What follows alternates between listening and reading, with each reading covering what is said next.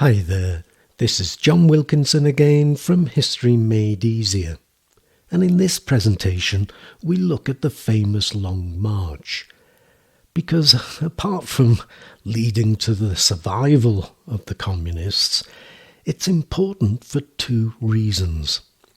It was during the Long March that Mao wrestled control of the party from the leadership Stalin had backed, and it became the stuff of legend, and the CCP would make full use of its propaganda value throughout Mao's time in power and beyond.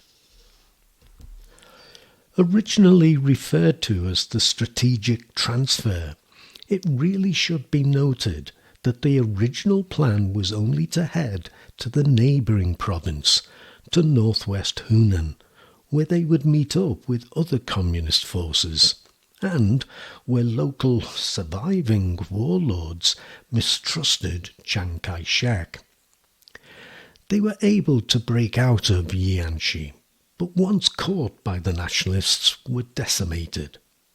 From the 80,000 who had left, they were soon down to little more than 30,000.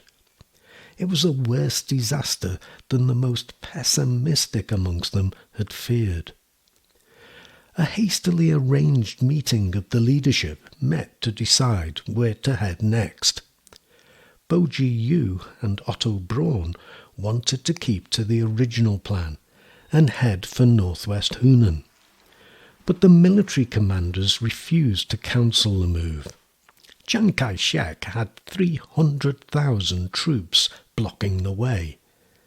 Instead, a compromise proposal from Mao to head west into the mountain region of Guizhou province was agreed.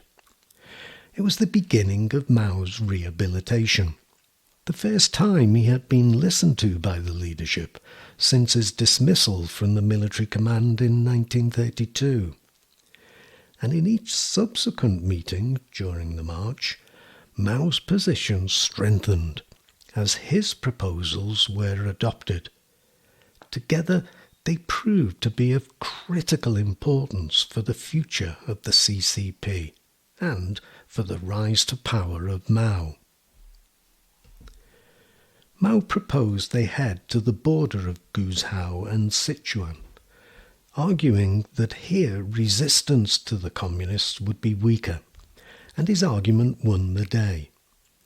With regard to military tactics, one of Mao's central principles was endorsed, indeed a key principle of his flexible guerrilla strategy, that no opportunity should be missed to use mobile warfare to break up and destroy the enemy one by one. But it was an enlarged meeting of the leadership at Sunyi to review past strategies and determine what had gone wrong, and to plan for the future that was to be of the utmost significance in the history of the CCP and of China. Mao contrasted the successes achieved by the flexible guerrilla strategy, a war of movement, luring the enemy into areas where they would be vulnerable, with the failure of the leadership strategy of defending fixed positions, playing into the hands of the nationalists' strengths by inviting mass assaults. Again, Mao won the argument, and he was given a position in the Politburo as Zhou Enlai's chief military advisor. Mao would soon become the uncontested leader of the Red Army. Mao took the Red Army crisscrossing across Guizhou and Yunnan provinces, doubling back on itself at times, crossing the Shishui River, the aptly named Red River, 4 times, all in an effort to confuse those hunting them down. This had not been without cost, though. By the time they had shaken off their pursuers, the Red Army was down to just 20,000 men. But they had survived.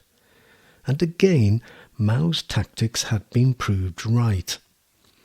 and he now felt secure enough to round on those still criticising his tactics.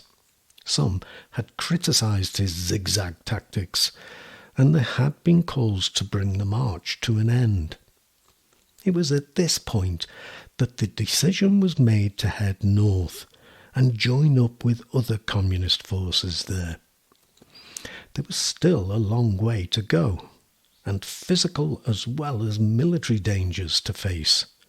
Crossing the Dadu River, which was in full flow, the great snowy mountains with peaks reaching 16,000 feet. The surviving troops regarded it as the hardest part of the entire march, with freezing temperatures. Men who sat down to rest or even to relieve themselves froze to death. By the time the mountains had been crossed, they were down to 15,000 men. On the other side of the great snowy mountains, however, Mao's war-weary, underfed and poorly clothed force met up with Zhong Huatao's Fourth Army, which was 3 or 4 times larger, well provisioned and in good shape, being rested and fit. All of this became highly pertinent when a power struggle developed between Mao and Zhong. The key disagreement was where to go next. Mao wanted to continue northwards in order to establish a base from where he could engage the Japanese, whereas Zhong preferred west, where contact with the Soviet Union would be easier, or else south, which seemed to serve no practical purpose other than survival. With concessions given with regard to Zhong's standing in the army, it was decided to head north, only for Zhong to renege on the agreement and take his men with him. Going north meant crossing the inhospitable grasslands, lying at 11,000 feet, and Mao lost so many men crossing the grasslands, as many as he had lost crossing the great snowy mountains. They were now down to barely 10,000 men. It took another month to cover 600 miles of lunar landscape, more mountains and areas poorer than anything they had seen before, as southern Gansu and the southern tip of Ningxia were crossed, before arriving in northern Shanxi.